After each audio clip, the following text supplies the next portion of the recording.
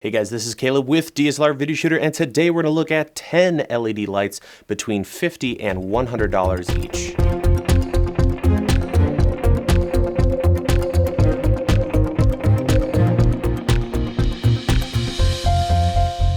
This is the second video in a series where I go over lights in different pricing groups. So in this one, we're talking about $50 to $100. If you want to see one that's under $50, I've already done that, and that'll kind of help you get started with smaller, more affordable lights. In the description, you will find a link to each one of the lights and anything else that I talk about in this episode. If you use those links, those are affiliated. I didn't get any of these lights for free. I purchased all of them. So if you want to see more videos like this or just support content like this, that is greatly appreciated. So without further ado, let's jump to our first light. So our first light is the Neewer 304. If this looks familiar to you, it is because this is essentially a big brother version of the CN216 and the CN160. So 160 LED beads, 216, and this one is 304. Very simple. If we look on the back here, we have the option to do AA batteries or a Sony NP-F battery, which I have here.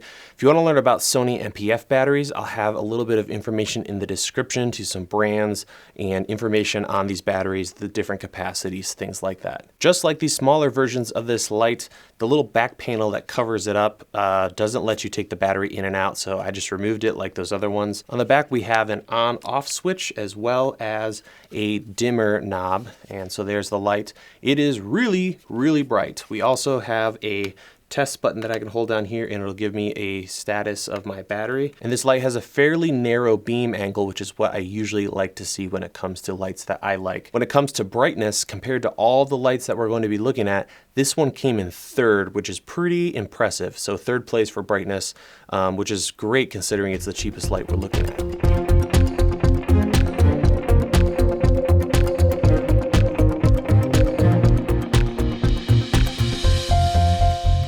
Next up, we have the Aputure H198, and this light comes in at $56-58. This light is a single temperature daylight only light. It does have a dimmer, which is also the on-off toggle.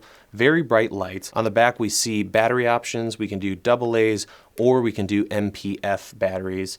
This light has an incredibly accurate CRI at 95. Looked really good on the vector scopes. And we also, on the back, have a battery indicator that you can hold down and check the status of your Sony batteries. This light comes with a nice ball head, and also on all four sides has essentially cold shoe mounts. So you could link a bunch of these together to create a larger light, or just put it on something and rig up really anything on top of it. A microphone if you wanted to do that, all kinds of different stuff. Really nice protective cover as well, which I really like, because a lot of these just have naked LED bulbs, which could be damaged. And I do really dig this light. When it comes to brightness, we're at 7th place, so it's not as bright as a lot of the other lights, but it's still really bright. So don't think that the lights that land in last place in this video are terrible. They're still very, very bright. When it comes to the beam angle, this light has a very wide beam angle, so it's going to spread a lot of light around. I think this is kind of the perfect all-arounder LED light. So if you want something that's very durable, flexible in that you can link them together, has a battery indicator, is battery powered, has a nice dimmer switch, and just really rugged, then this is a great option. It also has that high CRI, which Aputure is known for, and most other lights have that great 95 plus CRI.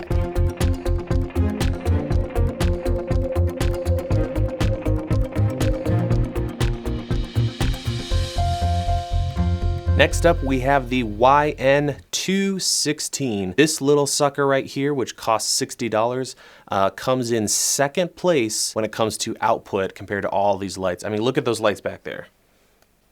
There are some big lights, and this little sucker right here beat most of them.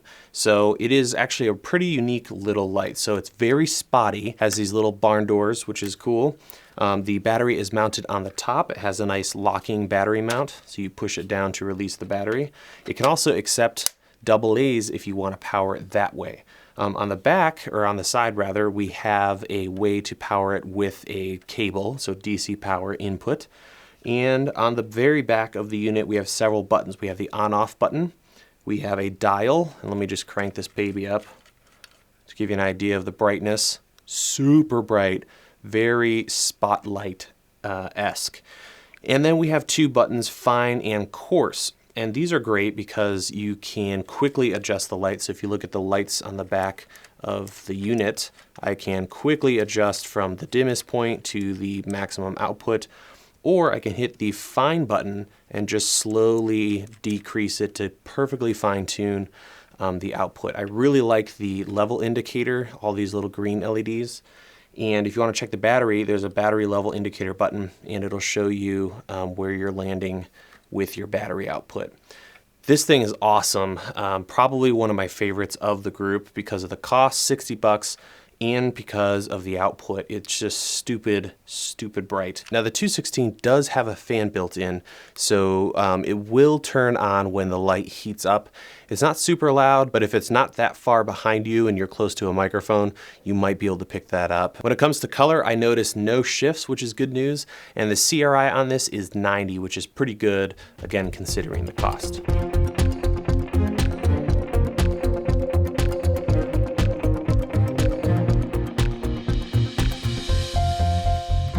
Next up, we have the Yongnuo YN300 Mark III. So there's a couple different versions of this light.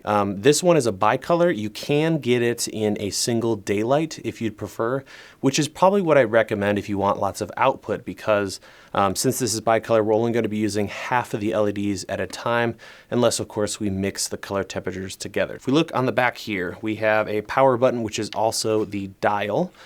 And we have a fine coarse, so just like the other light we looked at, we can finely adjust 1 point at a time, or we can do jumps of 10. We also have a 3200 and 5500 Kelvin toggle switch, so you can go back and forth and mix the two color temperatures. We also have a battery level indicator, and there's a little LCD screen. When you push the battery level indicator, it'll say P for power, and then a number, 1 being almost dead, 9 being full. This light has barn doors, which is kind of cute. Power options wise, we have a Sony NP-F mount that is locking, so you have to push the button to release the battery, which is a nice little feature, and a DC input, so you can get an external power supply and plug it into this and power it from AC power. The other cool thing about this light is it comes with a remote, which is great, and you can use that, or you can use your smartphone because this light has Bluetooth built in. So you're only going to get that on the Mark III. I don't think you're going to get it on the Mark II, definitely not the Mark I. And to select the channels, there's a channel button. You can do up to 8 lights at once. When it comes to output, this light came in 7th place. So I'm going to turn it all the way up here so you can see kind of what that looks like. Pretty bright light, and you have to keep in mind all these lighting tests, when I'm talking about output, I'm only using one color temperature. So if I mix the color temperatures, I'm going to get much more when it comes to output. I didn't see any color shifts with this light, and it has a 93 CRI, which is really great, and also has a somewhat narrow beam.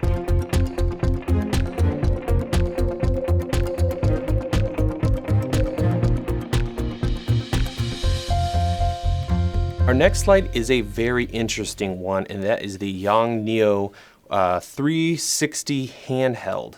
So YN360, it is obviously kind of more of a more specialty light, but it is a super cool light, and you could do a lot of awesome stuff with this. So on this end, the handle, we have a battery mount, Sony NP-Fs. On the other side, we essentially have the same style button dial system that all the other Yongnuo YN lights have. So we have a dial, that's also the power button. Let me turn it on, turn it up here.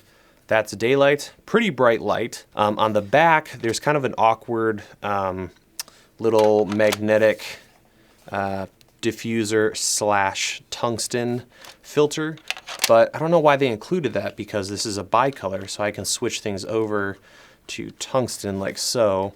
Maybe if you want to go super orange, I have no idea what this is going to look like, probably ridiculously orange.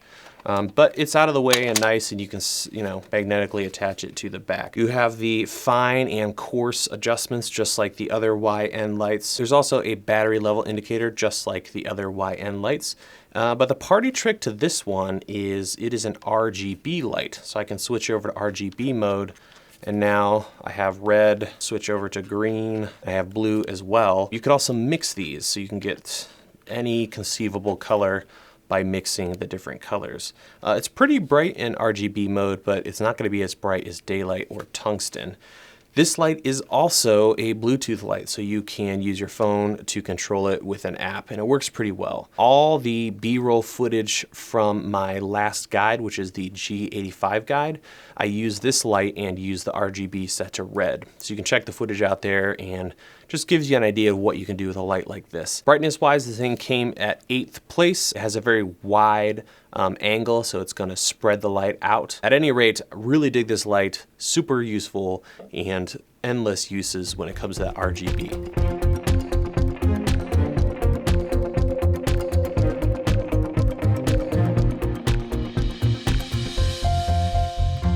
Next up, we have the YN600 Air. Now we're getting into some big lights. This thing comes in at 80 bucks.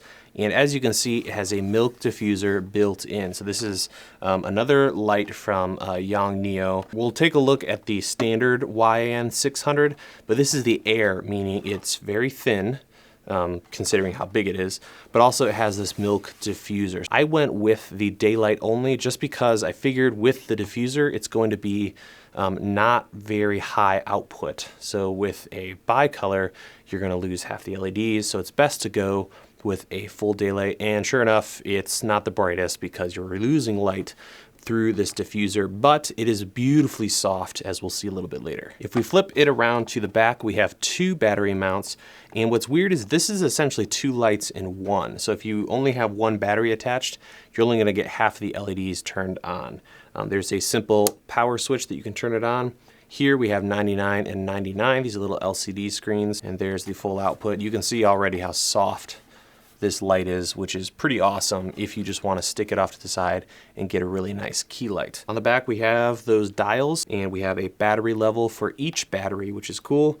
And we can choose coarse or fine for how quickly we can adjust the lights. We have a DC jack input for power, obviously Sony NP-F batteries, and we have a 1/4-20 at the bottom to mount it to stuff. This light is very soft. It is also the least output, so last place when it comes to output, and that makes sense to me. We've got this giant diffuser, so that's cutting down on the light. Also, because of the diffuser, it's going to have an insanely wide beam, but out of the box, it is asking to be a great little key light. So I'm a big fan of it. Again, 80 bucks, pretty great deal for a light like this.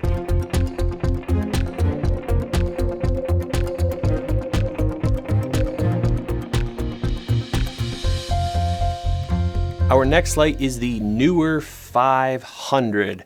You would think this is the brightest light because look at that, we got 500 LEDs, but that's not the case, but this is still an awesome light. So, huge.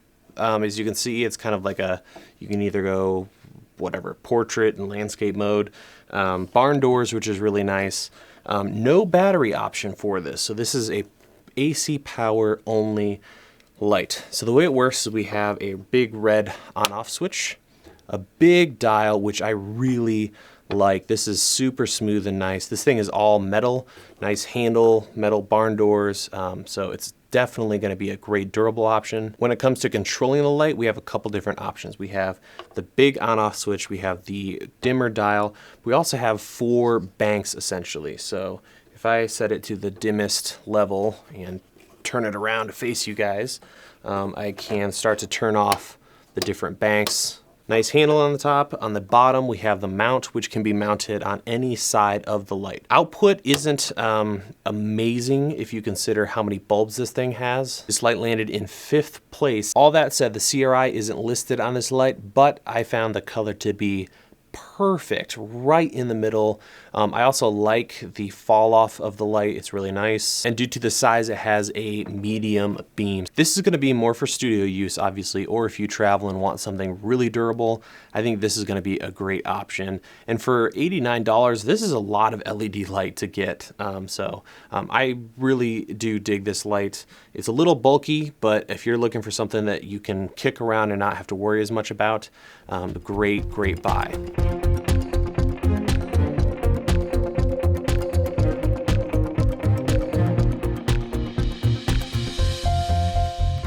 This next one is the Fancier 576, so 576 LED bulbs. Just like the last one, this has no battery option. Comes with the power adapter. Very simple. You turn it on and you have a little LCD screen showing you your output. Takes a while to turn it all the way up, but there's 100%. I believe this light came in 4th place for brightness, so it's a very bright light. Construction is really good. It has a nice yoke. Certain parts aren't that great, like the little knob to tighten it down. And the barn doors are really great, better than any of the other lights for sure. So this one, lots of good output. When it comes to the beam, we're looking at a medium wide beam, so not super spotty. CRI is 90 on this light, which is really nice. This is a daylight only light and very bright as well. Again, we're looking at a studio application unless you're traveling locally and want to carry this around and plug it into a power source. This light also comes with a pretty nice filter system. It uses these little corner magnetic filters. So these are a little more high quality than the slap on, slide in stuff that we see on cheaper lights. So I'd be okay using these on the lights, and they work pretty well. And finally, the color is perfect on this. So you're not gonna have to worry about really funky color shifts. So that is the Fancier 576, great, tough all-arounder, and as long as you're okay with not having battery power, this is a great option.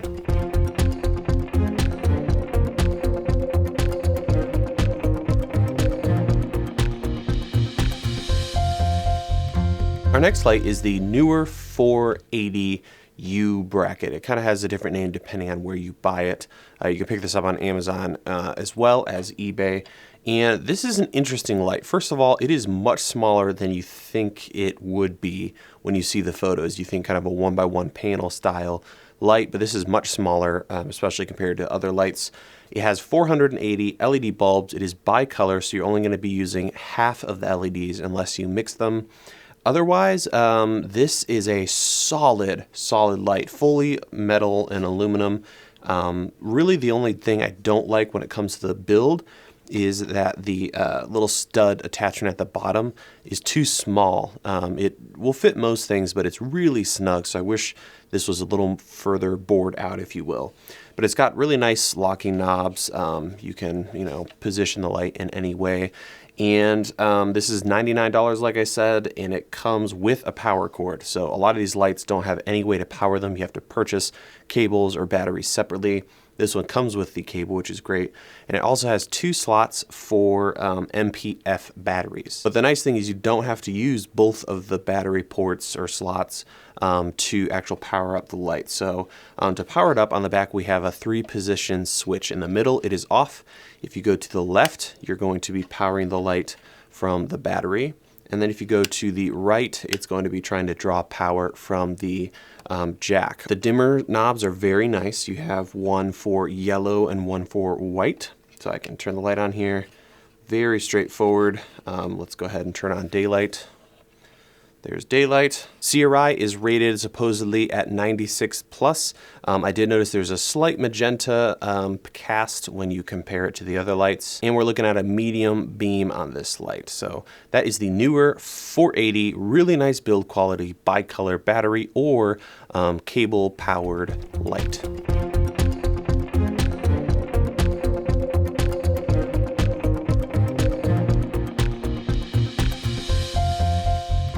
Our final light is the YN600. It costs exactly $100. 600 LED bulbs. This is the daylight only version. Like a lot of the other YN lights, you have, model 1, 2, and 3, or Mark 1, 2, and 3.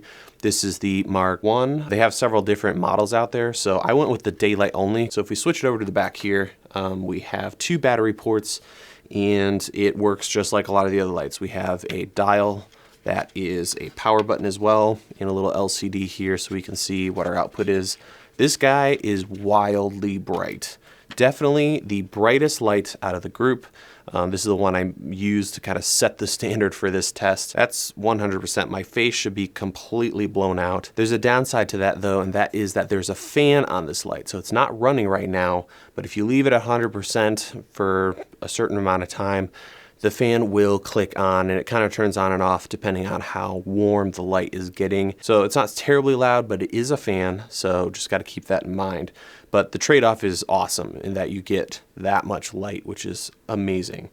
Just like all the other lights, we have channel selections for using a remote. We have a fine adjustment, or we can switch over to coarse. The light obviously has barn doors, and we have a 1/4-20 at the bottom, which is nice and sturdy. We also have a DC jack, so out of the box you have to buy your own batteries, and you have to get your own cable if you want to use that separately. It is a pretty spotty light, which is also nice. Perfect color on this light, so I didn't notice any shifts at all, and it supposedly has a CRI of 95 plus, so dope light if you want some banging output.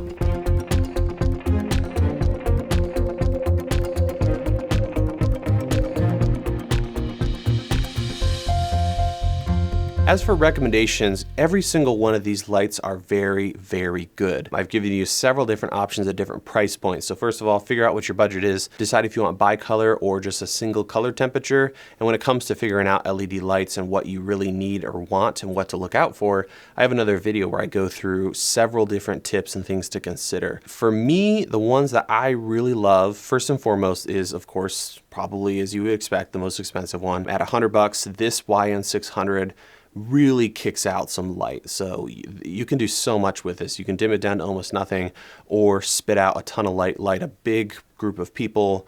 You can do anything you want with diffusion because you have lots of output to play with. Otherwise, I really enjoyed that YN360 with the RGB, lots of creative options there. For just a solid studio light, you really can't beat that 576 or the Neewer 500. Another light that is probably my second favorite or tied for first with the YN600 is the YN216. The output on that thing, second place. So this was the brightest, then that guy, and it's only 60 bucks. And if you just want a light that you can put on a stand and point at you and it'll look really good out of the box, that YN600 Air is a great choice. Other options, that YN300 Mark III is a really solid anything you want it to be light. So it's bicolor, great output even with just one color temperature selected. And of course the trusty Aputure H198. I really like that as an all-arounder, always have in your bag lights. And you'll be seeing more of that light and how to do some crazy stuff with it in an upcoming video. So finally, in closing, let's actually put these lights to work. Just a really stripped down example of what you can do. I use first the YN600 Air just as a key. And if you want to make it even softer, you can put a layer of diffusion in front of the light and get a really, really soft light. I also did the same thing with this light, which has a lot more output, and put some diffusion in front of it. And again, great results. And slapped the little YN216 on the background, and bam, you get a great little setup. Fantastic for YouTube videos. These lights are going to take great care of you. It is amazing the output we're getting these days. So hopefully this video has helped you. If you have any questions, check the description for information on batteries and where to find the lights. Prices vary depending on where you buy them. And then of course, hit me up in the comments and I'll do my best to help you out. Hope you've enjoyed this video. Stay tuned for more gear reviews and tutorials here at DSLR Video Shooter, and I will see you guys in the next video.